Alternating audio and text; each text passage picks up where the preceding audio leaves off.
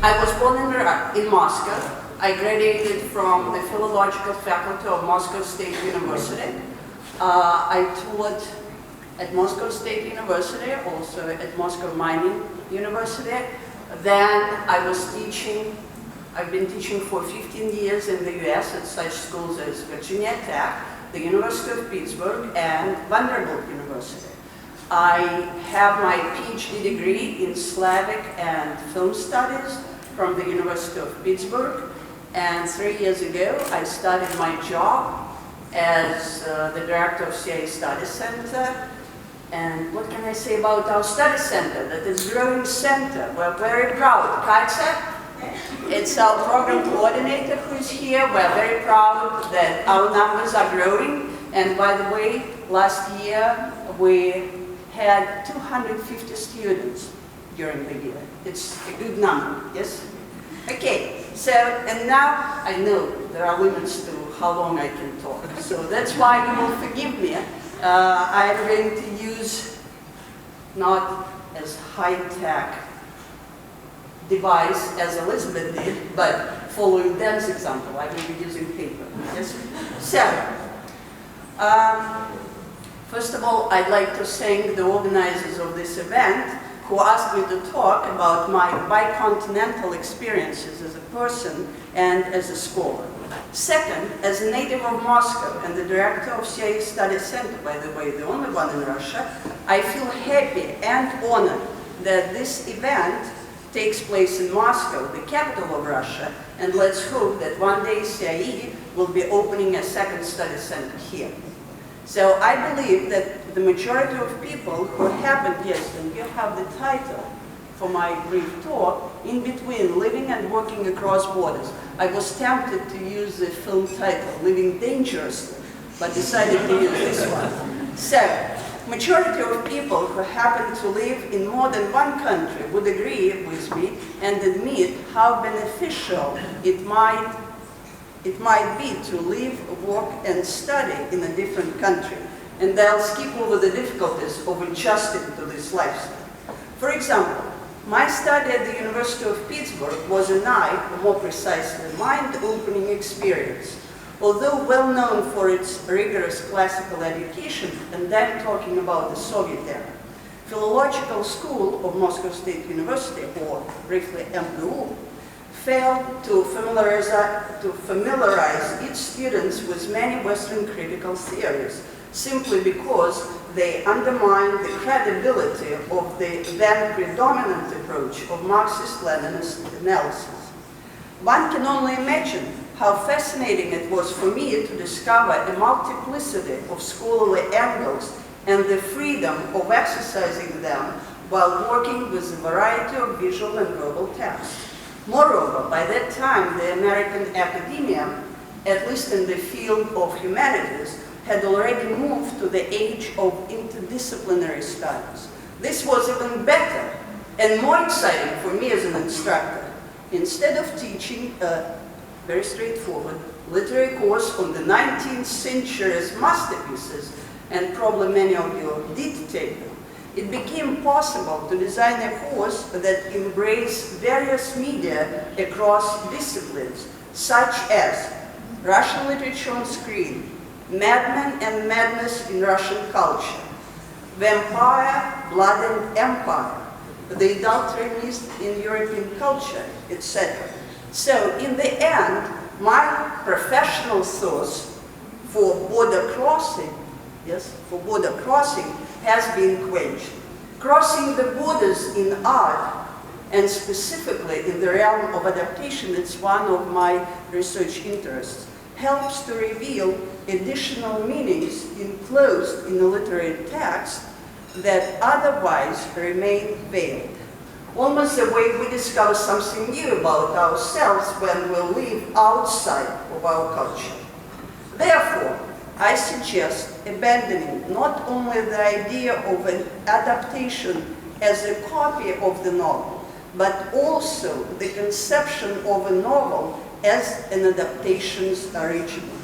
Instead, I look at the adaptations as equally significant manifestations of a narrative that exists simultaneously in all its versions at the same time, while forming what I call the cultural construct or myth.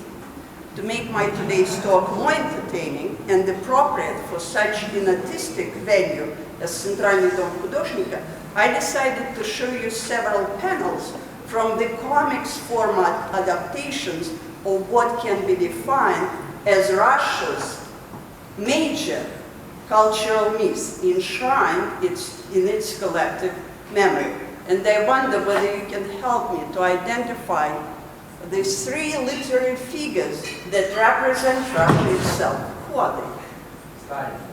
Oh! No, I said literary figures. I think that he was, indulging themselves in believing that he is a great writer, but I'm talking about literary figures. Who are they? Pushkin. Pushkin, good. Who else? Tolstoy. Dostoevsky, good. So you just confirmed my choice. So basically I'm dealing with three authors. Pushkin, Dostoevsky, Tolstoy. And although, for example, Pushkin is less known abroad, yes, but probably you will agree with me that Tolstoy and Dostoevsky, these are probably the major figures in Russian literature of the 19th century, yes, that come to mind if you're thinking in terms of what is it, Russian culture. So, anyway, I'm going to talk about the Queen of Spades. So, where should I direct? There, it's on. Where? It's on. Yeah, on, great, great. Here we are, the Queen of Spades. Graphic novel, or I can say comics format adaptation of 2002. Even if you don't remember, I will remind you the Queen of Spades was written in 1833. Then, so you can recognize, yes, we are going to talk about Crime and Punishment, which was written in 1866. The adaptation by an American artist, Robert Sikaryak, yes, was released in 2000. I do love his adaptations. And we have Anna Karenina, Tolstoy's novel, which was published during the period of 1873-1877. And this graphic novel was produced by the company which was called World of the New Russians in 2000. Okay. So, one of the panels from the Queen of Spades. The Queen of Spades centers on the mythical figure of Pushkin, and you saw his depiction on the cover page, the cards, and the New Russians. Through the cards theme in Pushkin's text, the artist emphasizes the essence of post-Soviet reality as a gambling game. And when I'm talking about the post-Soviet era, mostly I'm talking about the 90s, yes, the decade of emerging new class in post-Soviet society.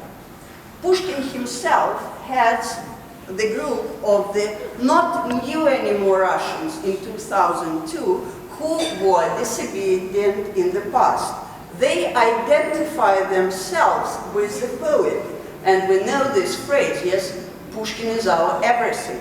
Known for his rebellious past, connections with the Decembrists, frequent exiles, as well as for his dubious behavior as a womanizer, a drinker, and a gambler. By not a picture of the New Russians. So, adopting Pushkin's, and here it's interesting, yes, this play of words, adopting Pushkin's text to its advantage, the artist distinguishes the older generation of the lucky New Russians legitimately from the point of view of the artist occupying the nightclubs and casinos from the younger generation of newcomers eating at the fast food stand and striving for the unearned prosperity. And I'm showing you just a few panels. But what is interesting here for my today's talk is that the panel which depicts German, is the name of the protagonist's nightmare, his dream after the Countess' death, this panel recasts his actions as Raskolnikov's murder of an old woman with an axe. Yes, what did Dostoevsky and Schiff? For me, it's very comfortable because they're moving to this. So initially, I didn't introduce this, should I call it graphic novel or comics format adaptation, difficult to say. Probably it's another topic for another argument, but you will be surprised to see this version because it was made in 1953 by Osamu Tezuka, who is called the god of manga. And probably all of you know, yes, one of the most famous and probably influential genre in Japanese comics, it's manga.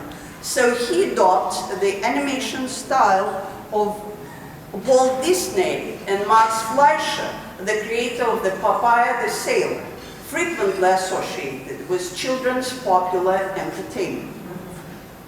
And again, the major topic of his adaptation, probably confrontation of true and false heroes. Okay, here were my favorite.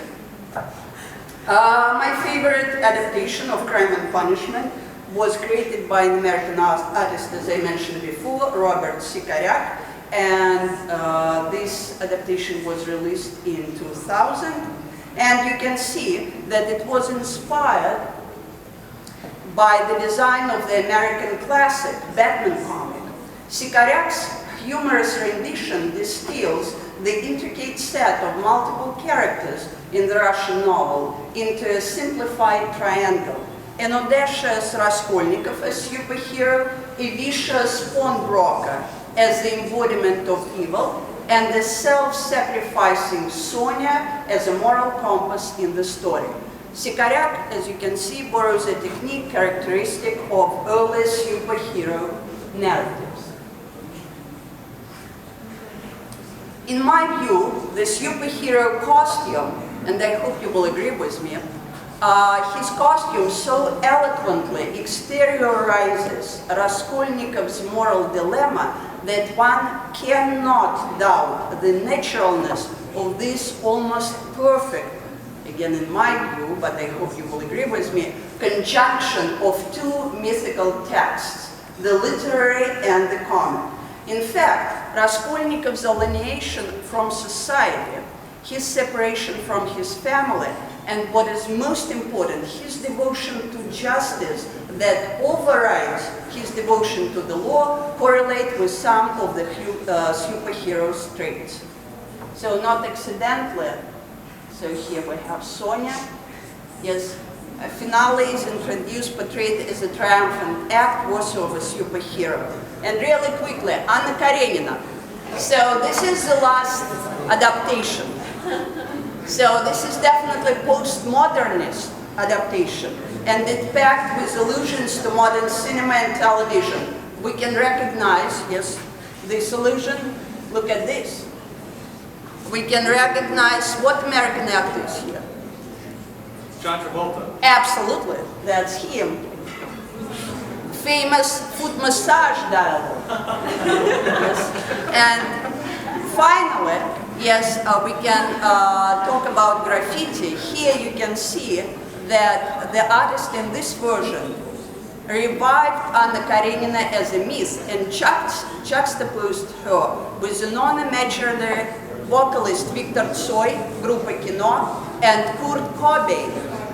The shared fate of a premature end unites and equates people's favorite rebels. And I don't know how well you can see, but it's written, Kurt and Anna are alive. Yes? So Anna becomes a cult figure, a victim unjustly murdered by her creator.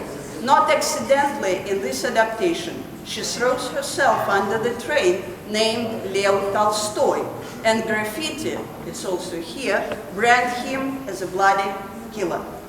I conclude my talk with a slide displaying a cover page of Boris Akunin's novel, FM. FM, it's initials for Dostoevsky, Fyodor Mikhailovich, yes?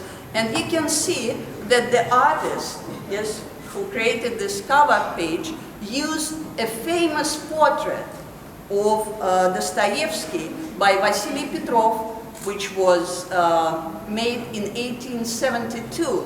And you can see behind this gloomy, yes, or heavily thinking person, two comic figures. So you have Spider-Man, a member of the superheroes family, and a dog, Inuyasha, a well-known manga character. So in conclusion, I hope that we all agree that working across borders in art enrich the artists, the audience, and all of us, as it does when we cross the borders while living our lives. And despite the fact that very often in scholarly literature you can see that comics format artists, their works are interpreted as the works that can elevate the status of their medium, comics art. Despite the fact that this can be a reason, there is another reason. They offer us a worthy works of art which not work as copies of the novelistic original, but more likely that the facets of the same cultural phenomenon.